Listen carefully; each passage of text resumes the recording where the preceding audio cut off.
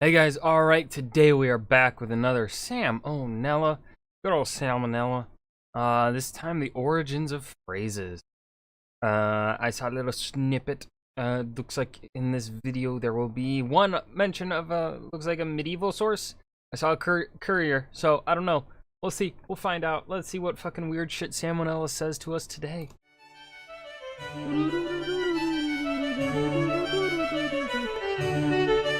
Alright, Hey Sam. kids, you know what's cool? What? Entomology. No. I mean emetology. No. I mean etymology. Entomans are pretty good. There we go. Today we're gonna talk about some words. Liverpool, window liquor, the rapist, cute, Constantine, fidelity.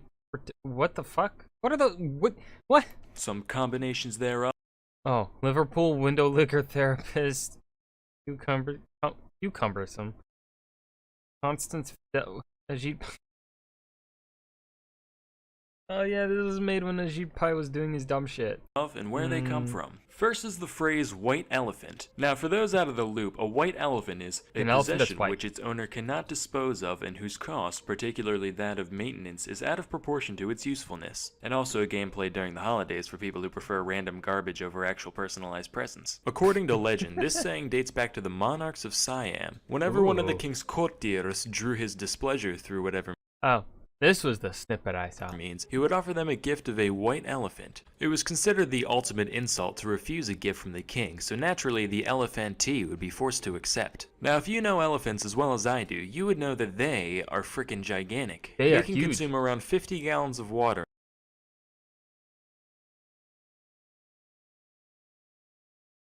I love SamONella's animations. And 500 pounds of foliage every day, which would be quite expensive to keep up in modern times, let alone hundreds of years ago. Plus these ones are albino, so you have to hose them down with SPF 30 once an hour or else they'll turn into one big tumor.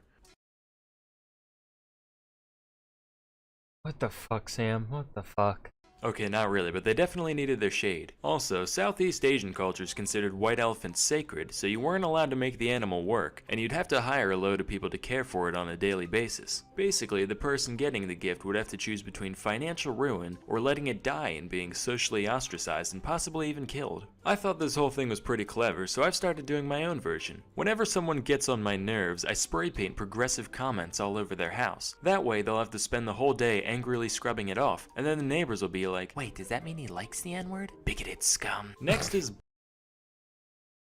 Fucking hell. balls to the wall. This one harkens back to the days when planes flew in the air. The Well, throttle of wait, they still fly in the air.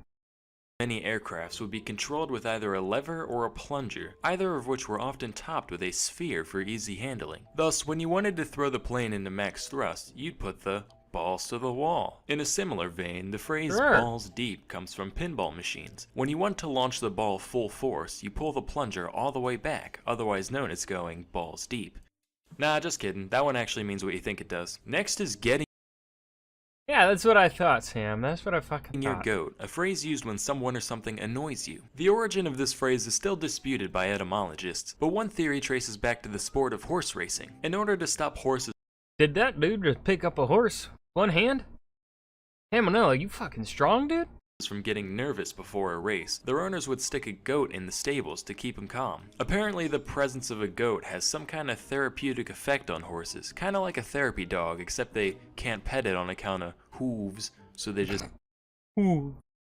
sniff it for a while, I guess. Cut to a pack of young hooligans looking for something not to the do hooligans. besides bootlegging and getting polio. They decide to break into the stables at night and escort the goat to an undisclosed location. Then when the race starts, instead of running straight ahead like a normal person, the horse would run into the crowd and dropkick a grandma or whatever, and the old crotchety oil tycoon who owns the horse would stand up, shaking his cane, yelling, "Those punks really get my goat." Thanks to modern medicine, anxious horses today can instead be given horsey Xanax to calm them down, which unfortunately means that the days of hot-blooded goat getting are over. However, some would argue that stealing horse tranquilizers can be equally rewarding in its own way, but enough of that. No. That mumbo jumbo. Hey, speaking of which, you ever wonder where mumbo jumbo comes from? Nice segue, Sam. Thanks, Sam. What the fuck is going on in this video? Alright, so obviously this is an ad spot, isn't it? Or is it?